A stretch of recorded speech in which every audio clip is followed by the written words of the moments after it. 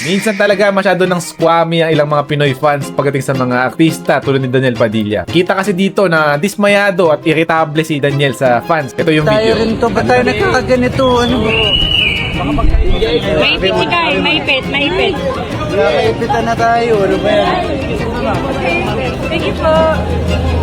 Ano nangyari sa atin guys? Ano to? Uyuyuy. Puso.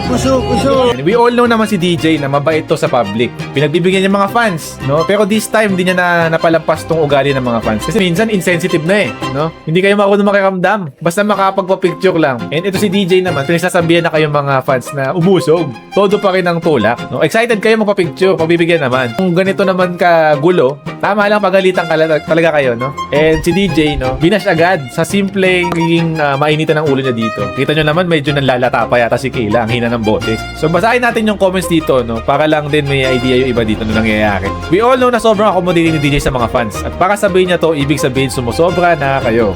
Ba't kasi hayok na kayo sa artista, susme? Tapos pag nagsalita ng ganyan, sasabihin niya masama ugali, galoka. O nga. Sa Michael Clip na judge na, naipit nga daw si Kayla. Siyempre, BF siya, protective lang. Di naman bastos yung pagkakasabi. No? Kaya nag-stand out to si Daniel. Kasi kung hindi na to gagawin, malamang uulitin to ng mga Pinoy fans. No? Na pagkalalabas siya, tutulak siya, itutulak sa labas. Merong oras para magpa-picture. Pero tago nyo yung pagiging squammy. Masyadong squammy yung mga ilan sa Pinoy talaga. No? Comment nyo sa baba kung ano sa tapalagay nyo yung thoughts nyo about dito.